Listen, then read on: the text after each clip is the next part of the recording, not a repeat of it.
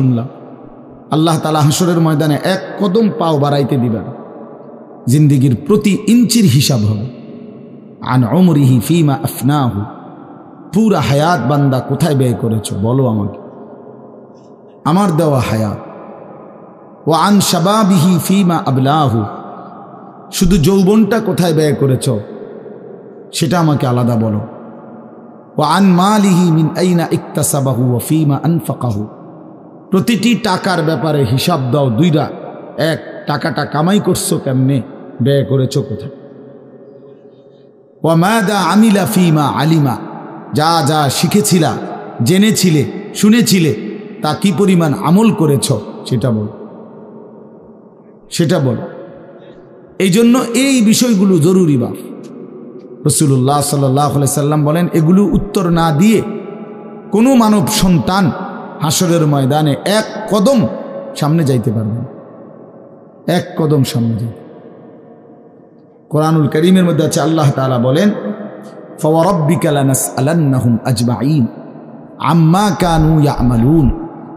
আল্লাহ তাআলা বলেন, আমার কসম, মানে আল্লাহর কসম, আল্লাহ নিজের কসম করে বললেন, আমি অবশ্যই তোমাদেরকে জিজ্ঞেস করব, অবশ্যই অবশ্যই সকলকে, আজমাইন সকলকেই আমি আল্লাহ জিজ্ঞেস করব, আম্মা কানু ইয়ামালুন, দুনিয়ার হায়াতে যা তোমরা করেছিলে।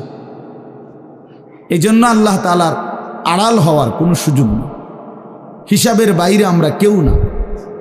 আল্লাহ তাআলা বলেন, সুম্মা লাতুসআলুন্না ইয়াওমা ইদিন আনিন নাঈম। আল্লাহ তাআলা বলেন, ওই বাবা, আরে কি প্লাস্টিক না, কথা বলো কেন?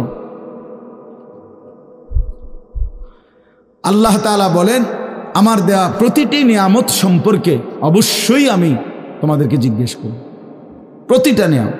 হাদিসের মধ্যে আছে, আল্লাহ তাআলা জিজ্ঞেস করবেন, নবী সাল্লাল্লাহু আলাইহি সাল্লাম বলেছেন, আল্লাহ জিজ্ঞেস করবেন, আলাম নুসিহ জিসমাক, বান্দা আমি মোট এতদিন তোমার শরীর সুস্থ রাখি নাই, সেইটুকু শুকর কি আদায় করেছো বলো।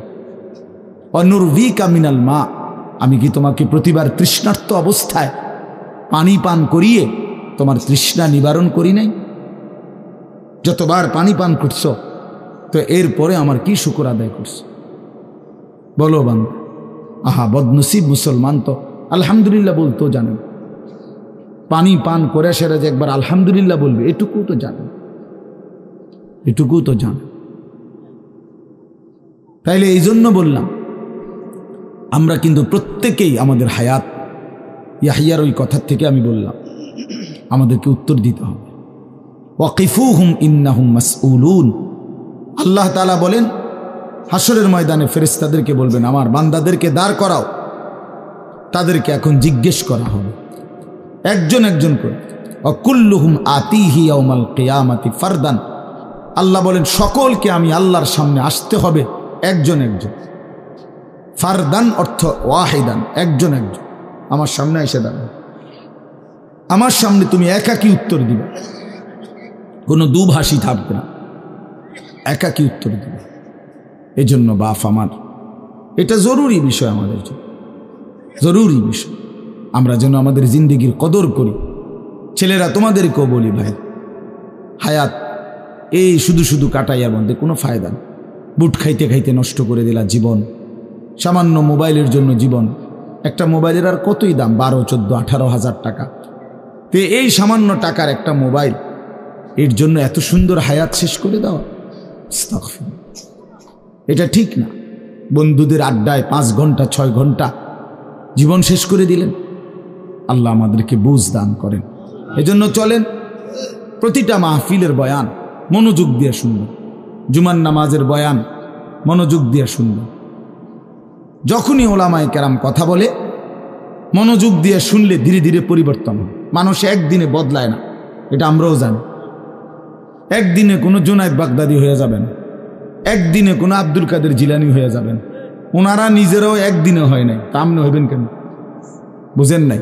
জুনায়েদ বাগদাদি এত বড় আল্লাহর ওলি হয়েছে একদিনে, তো বাইজিদ বুস্তামি এত বড় আল্লাহর ওলি হয়েছে একদিনে, তো আপনি হবেন কেন?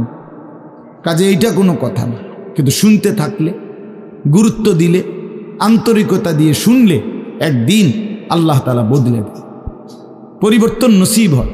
এই পৃথিবীতে অগণিত মানুষ যারা জালেম ছিল, নাফরমান ছিল, পাপী ছিল, হাজারো অন্যায়ের মধ্যে ডুবা ছিল, এমন মানুষও আল্লাহর দয়ায় কোনো একদিন রাত গভীরে, কোনো একদিন দিনের আলোতে, কোনো সামান্য কথায়, কোনো সামান্য ঘটনায় জিন্দেগি বদলায় ফেলছে।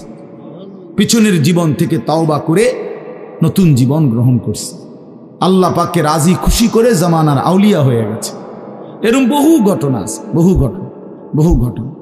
এই জন্য আমরা ইনশাআল্লাহ মনোযোগ দিয়ে আল্লাহর কথা, আমার বয়ান না শুধু সমস্ত আলেমদের বয়ান মনোযোগ দিয়ে শুনবেন, বলেন ইনশাআল্লাহ। কোরআন সুন্নাহর কথা মনোযোগ দিয়েই শুনবেন, দেখবেন বরকত হবে। যদি আমার এই কথা একজনে বুঝেন, আমি মনে করি এতটুকুই আমার লাভ। দুইজন বুঝলে দুইজনই লাভ। আল্লাহ আমাদেরকে তৌফিক দান করুন।